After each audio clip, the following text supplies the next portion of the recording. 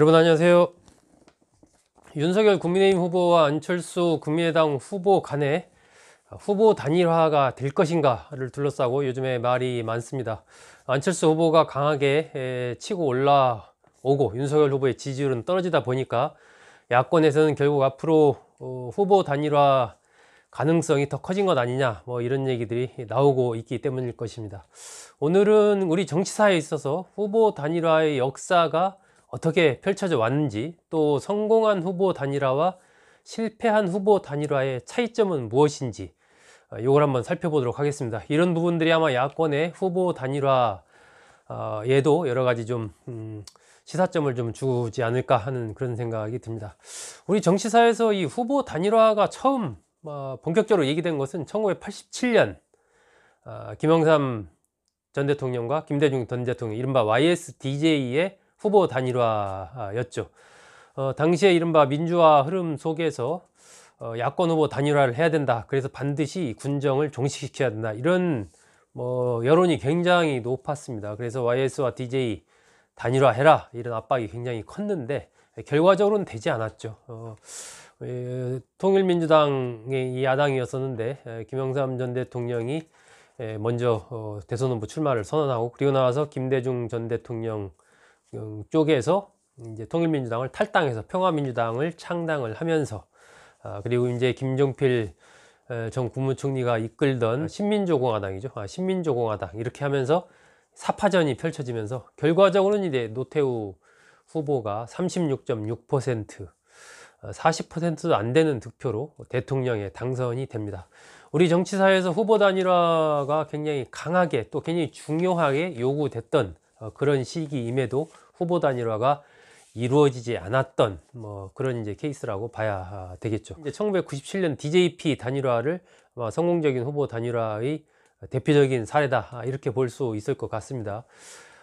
이 97년 DJP 단일화 이후에도 지금 지난 4.7 재보궐선거까지 6번의 후보 단일화의 역사가 있었습니다. 이것을 한번 살펴보겠습니다. 1997년도 그러니까 외환위기가 터지고 김대중 후보가 김종필 후보와 후보 단일화를 추진을 하게 되죠. 1997년 11월 3일 날 DJP 연합을 선언을 하게 됩니다. 그러면서 여기 이제 핵심적인 내용은 대통령은 DJ가 하고, 당선되게 되면 이제 국무총리는 김종필 당시 이 총재가 후보가 맞는다, 이렇게 역할 분담을 한 거죠. 그리고 이제 제도를 내각제로 바꾸고, 또 장관이라든지 여러 가지 이런 자리들을 분점한다, 서로 나눈다, 이런 것들을 가지고 후보 단일화를 하게 됩니다. 11월 3일 날 선언을 했으니까 한 달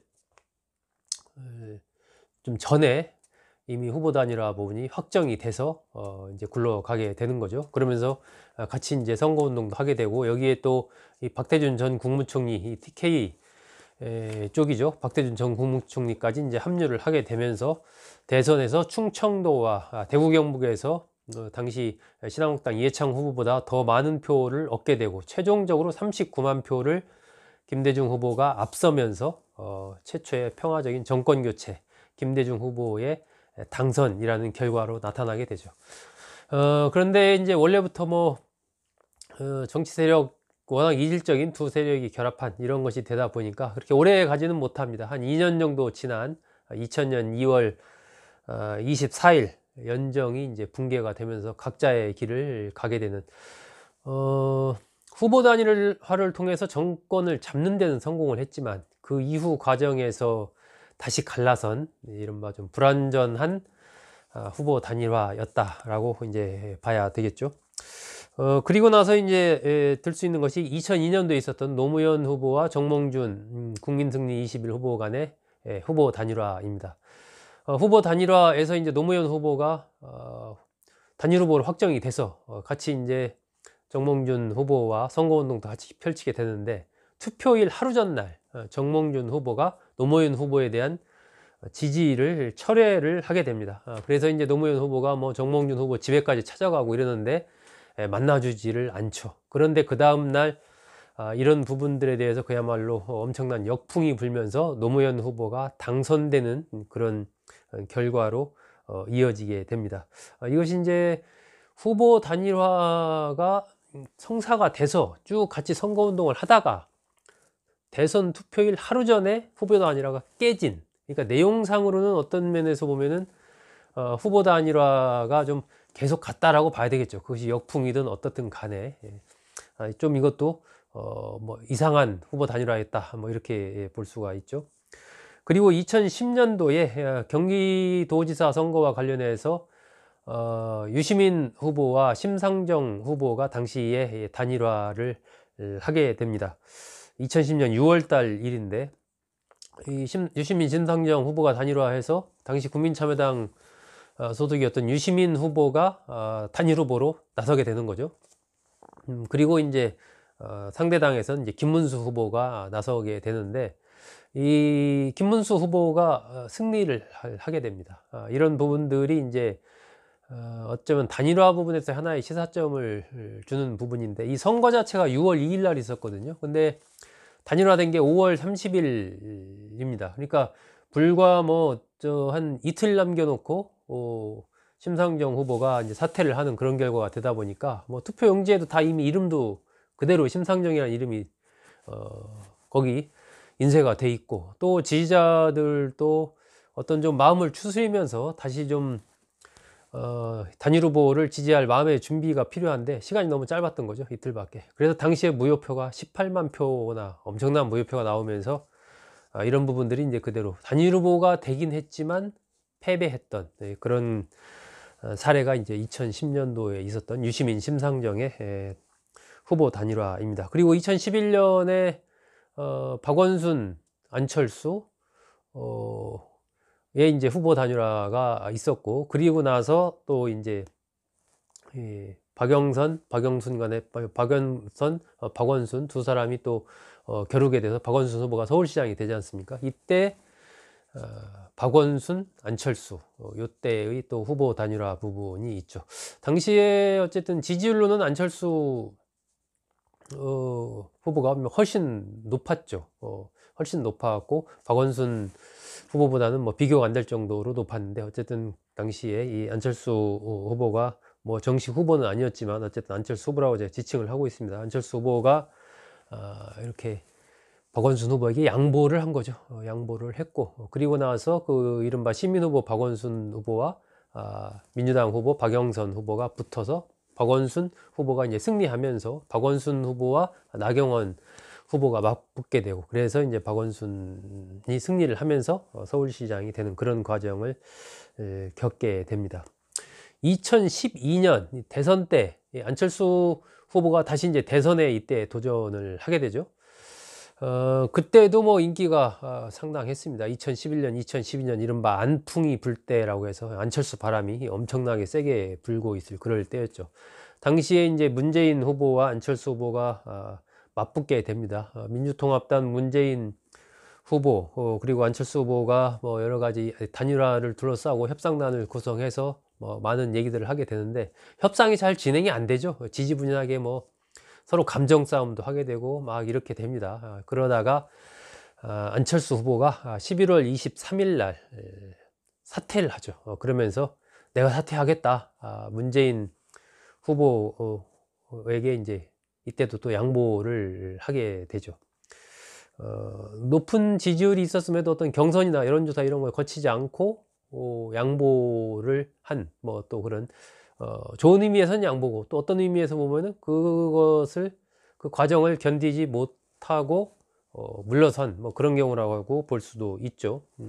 어쨌든 이것도 좀 이상한 단일화입니다. 단일화가 되긴 했는데 좀 이렇게 흔쾌하게 손을 맞잡고 시너지 효과가 딱 나오는 이런 단일화가 아니고, 막 이제 서로 막 싸우고 삿바 싸움하고 신경 싸움 하다가 뭐 내가 양보할게, 당신 하시오, 약간 이런 식으로 이제 단일화가 됐던 거죠. 그리고 이제 투표 당일날 또 안철수 후보가 미국으로 출국해버리지 않습니까? 이러면서 이제 어떤 단일화의 시너지 효과 이런 것들을 충분히 보지 못하면서 문재인 후보가 박근혜 후보한테 패배를 하게 되죠. 그리고 이제 지난해 있었던 오세훈 후보와 안철수 후보의 단일화가 있죠. 서울시장 사실 재보궐선거를 앞둔 단일화. 이 부분은 이제 보수 진영에서 있었던 최초의 단일화입니다. 그 전까지는 주로 이제 진보 진영 쪽에서 단일화가 진행이 됐고, 지난해 오세훈 안철수 서울시장 재보궐선거 앞둔 이 단일화 부분은 이제 보수 진영 최초의 단일화였고, 앞으로 이것이 또 한 번 만들어질지가 지금 주목이 되는 그런 상황인 거죠. 지난해 오세훈 안철수 부분에서도 어쨌든 여론조사를 통해서 단일화를 했고, 나름 이건 성공적인 단일화였습니다. 안철수 후보가 적극적으로 또 선거운동도 했고, 그리고 안철수 후보 측에서 서울시 정무부시장을 가져갔죠. 이런 식으로 이제 서로 좀 권력을 분점하는 이런 과정을 통해서 후보 단일화가 됐고, 그래서 이제 오세훈 후보가 또 민주당의 박영선 후보를 승리하는 그런 결과로 이어졌습니다. 단일화라는 것이 여권이든 야권이든 그동안에 여러 차례 이루어지긴 했지만, 단일화가 된다고 해서 꼭 이긴다 이런 보장은 없습니다. 실제로 2012년 문재인 안철수 단일화, 이때도 어쨌든 문재인 후보로 단일화됐지만 박근혜 후보한테 졌지 않습니까? 그리고 그 전에 있었던 2010년 유시민 심상정 경기지사 선거에서 유시민 후보로 단일화가 됐지만 김문수 후보한테 졌단 말이죠. 그래서 꼭 단일화를 한다고 해서 반드시 이기는 것은 아니다. 단일화를 하더라도 어떻게, 어느 타이밍에 하느냐, 또 어떤 식으로 단일화된 이후에 이른바 시너지 효과를 만들어낼 수 있느냐에 따라서 이 승패에 상당한 영향을 좀 준다, 이렇게 볼 수 있습니다. 제가 보니까 한 3가지 정도 같습니다. 이 단일화의 성패 여부를 가르는 것, 성공한 단일화냐 실패한 단일화냐를 가르는 것은 한 3가지 정도다. 첫째, 당사자들의 의지와 그 제도적인 어떤 보완책입니다. 이 2개가 같이 맞물린 부분인데, 일단 당사자들이 강력하게 후보 단일화를 꼭 해야 되겠다라는 그 강력한 의지가 있어야 된다라는 거죠. DJP 단일화 같은 경우도 그랬고, 지난해 오세훈 안철수 단일화도 마찬가지였죠. 이런 부분이 굉장히 중요하고, 그 부분을 또 현실화하는 부분에서 제도적인 보완책, 그러니까 향후의 권력에서의 분점이라든지 제도적인 변화라든지 이런 부분들에 대한 구체적인 서로 간의 신뢰, 약속, 이런 것들이 있어야 된다라는 겁니다. 이것이 이제 성공적인 단일화로 가기 위한 첫 번째 부분, 제일 중요한 것은 의지, 그리고 그를 뒷받침하는 제도적인 보완이다. 두 번째는 타이밍으로 생각이 됩니다. 단일화를 하더라도 언제 하느냐는 거죠. 이게 유시민 심상정의 단일화의 사례에서 보듯이 이 투표용지가 다 인쇄돼서 이렇게 이름도 나오고, 그래서 그때는 제 기억에는 투표장에 들어가는 투표장 입구에 심상정 후보에게 투표하면 무효표 됩니다, 이렇게 붙여놨던 그런 걸로 기억을 하는데, 그렇다 하더라도 그것을 못 본 사람도 많고, 또 이제 지지자들 사이에서는 그런 단일화, 갑작스러운 단일화 이런 부분에 또 반발해서 그냥 무효표를 찍는 경우도 상당했죠. 당시에 서울에서 6만 표 정도 무효표가 나왔는데, 경기도에서 18만 표, 거의 3배 가까이 무효표가 나왔기 때문에 그런 부분이 표심에, 승패에 상당한 영향을 미친 거죠. 그래서 언제 단일화를 하느냐, 이게 상당히 또 중요한 부분입니다. 노무현 정몽준 단일화의 경우에는 이제 12월 19일 날 대통령 선거 투표일인데, 11월 24일 날 여론조사를 통해서 노무현 후보로 단일화가 됐습니다. 한 25일, 26일 정도 남겨놓고 단일화가 된 거죠. 그래서 이제 그동안에 같이 유세도 다니고, 또 지지자들, 정몽준 후보를 지지했던 지지자들도 이제 노무현 후보를 단일 후보로 지지할 수 있는 어떤 시간적인 여유, 이런 것들이 좀 있었던 거죠.